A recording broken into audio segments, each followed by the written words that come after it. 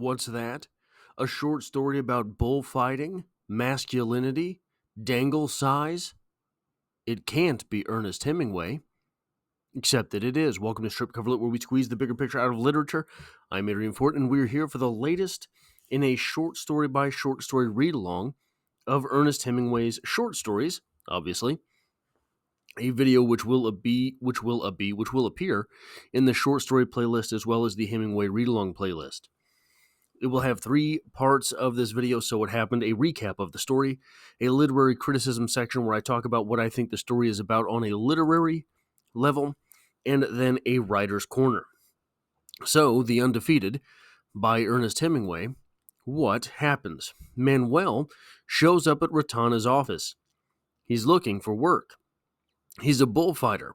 Ratana offers him a replacement slot in the next evening's show, but Manuel says that's how fighters, like his brother, die. Eventually, Manuel does accept the offer.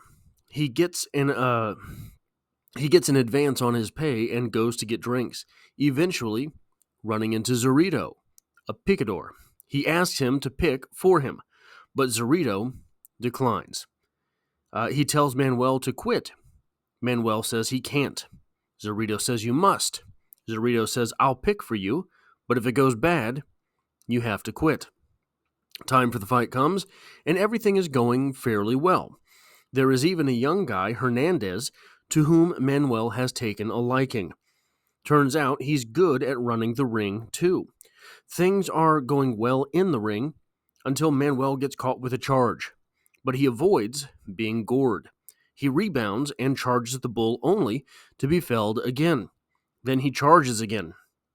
Manuel charges the bull. And this time, he is gored. But he manages to dig his sword into the bull's side all the way to the hilt. Then Manuel is taken to the infirmary, feeling as if his insides are on fire. Ratana shows up, and he's visiting with him, but Zorito is there too. He takes him to the infirmary. Zorito says he will stick around, and Ratana leaves. That's the short story, but what's going on in it? So, there is some play with masculinity at hand, and as we see oftentimes in Hemingway, this means things. Zorito's nickname is Manus Duros, I think. Is that what it is? I can't read my own handwriting, and it doesn't help that it's in Spanish. This means basically heavy hands or iron fists. And there's a scene where Manuel notices Zorito's hands on the table, and he looks at the size of his own hands. Now, in this,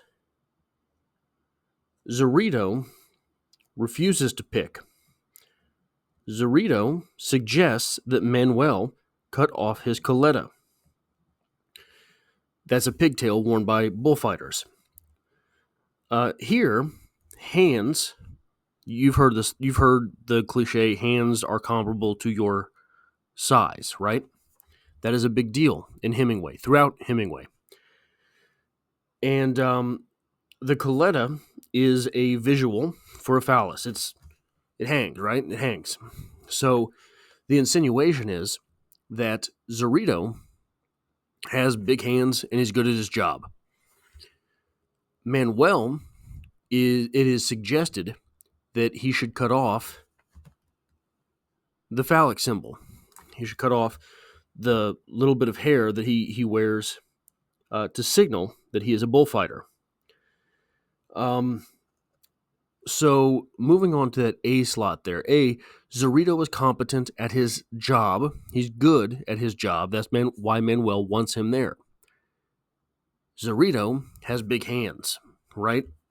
The masculinity is directly tied to how good he is at his job.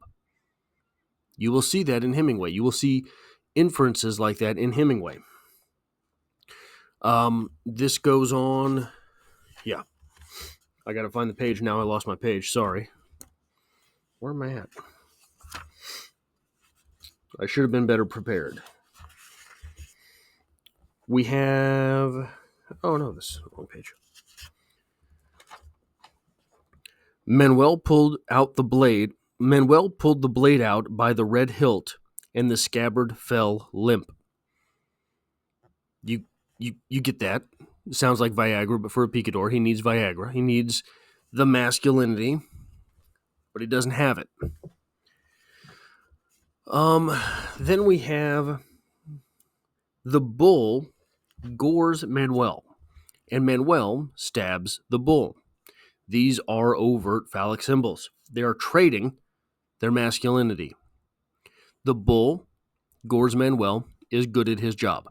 Manuel stabs the bull, proving that he is good at his job. There were several times where he tried to stab the bull, tried to get the bull, didn't work. Said that the bull was all bone. So the sword, his sword would keep bending on the bull's ribs. And this was a sign that he was failing at his job. The bull, for his part, was trying to gore Manuel. In this, Manuel and the bull are one in the same. They are both at the later stages of their careers. They are both, because they are no longer in their careers, they're at the latter parts of their careers, their masculinity is fading. So the last thing I kind of want to talk about on the literary criticism side here is this. The bull is stabbed and dies. The bull gores Manuel. They are both fading in their usefulness. Their masculinities are gone. You see oftentimes bulls being a sign or a symbol of masculinity. And big, powerful creatures, right? Just like a lion is often used as a symbol for masculinity, often used as a sign of masculinity in Hemingway. The Short Happy Life of Francis Macomber has a bull or a lion being killed and trading his masculinity for Francis Macomber's. Francis Macomber is on the come up, albeit briefly. In that short story, Zorito is the same as the guide that helps Francis Macomber. These two are linked in this story, Manuel and the bull, in their masculinity, but neither of them trades it. They both suffer the fall of their masculinity, the fall of their usefulness, the fall of their prevalence in their jobs. And we have to ask at the end of the story, does Manuel survive? Now, he says, Hemingway says, ends the short story with the silence between Zorito and Manuel. Manuel had said, look, if this goes bad, you will have to lose your what is it called? I'm sorry, I'm off today, so I'm struggling through this right now. But the coletta, Manuel says he will cut off his coletta, and Zorito says, I will cut off your coletta if this goes bad. You don't have to do it. I'll do it. I will remove your masculinity.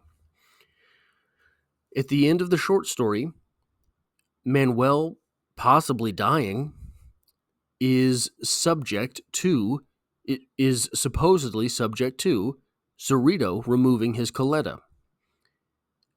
Zorito, when Manuel is awake on the table, in the infirmary, he says, are you going to do it? Zorito says, no, it was just a joke. He's going to let him die, ostensibly, with that masculinity intact. He put on a show. He got no applause at first, but I think in the short story, the crowd comes around. I think that's how I read that. The crowd starts to come around as things are going south for both the bull and Manuel. So we have to ask, does Manuel die? If he does, is this the good death? Imagine dying in your line of work that you are passionate about. That seems to be what Manuel is on the quest to do. Either he will prevail or he will die. Either he will put on a good show, be useful in his work, or he will die. That, I think, is what we are led to believe happens at the end of this short story. Manuel, I do not believe, survives the story. Moving on to the writer's corner. What can we take from this as writers? Now, this might be a bit of an odd take. There is something called audience awareness. A creator, a movie maker, a writer, any creative act, you have to have audience awareness and know your audience and what they want. You don't always have to give it to them, but you have to give them some of it, right? You have to give them some semblance of satisfaction from the work. Here we have those tables flipped. If you did not see this ending coming, you're probably not very aware of the author. You can diagnose from a million miles away, this is not going to be a good day for Manuel. If you have read Hemingway before, all of the inferences at the beginning lead you directly to that end. You see that end or something like it coming. I think Hemingway suffers from that in this short story. I think that for example, going back to The Short Happy Life of Francis Macomber, you know things aren't going to go quite right for Francis Macomber. You don't see from where his fell will come. You do not see the fact that it is going to be an abrupt ending in the way that it ends. You think he prevails. Spoilers. He does not. Now, even knowing the ending does not take away from the literary experience that is The Short Happy Life of Francis Macomber because of the way that it happens. I think in this short story, we are robbed a little bit of a satisfying ending because we know the author, because we are aware of the author's tendencies. In Francis Macomber, there is a bit of a twist at the end, but there is satisfaction for Macomber. There is satisfaction for the reader because of the twist at the end. Here, I'm not so sure that it's quite as fulfilling if you're familiar with Hemingway. If you're not familiar with Hemingway, I think that this short story takes you on quite the ride. Maybe it takes you on quite the ride. I don't think that it is quite as fulfilling as Francis Macomber,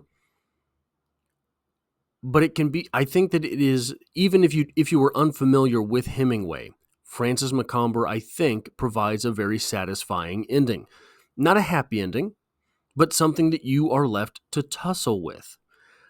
I think that there are shades of that in this short story, because I think especially if this is your first read through of the story, the bull failing, how and when the bull fails, is surprising. I think that you are tempted to believe the two passes that Manuel has, which are failures, are going to end Manuel, but when they don't, there's a little bit of surprise there.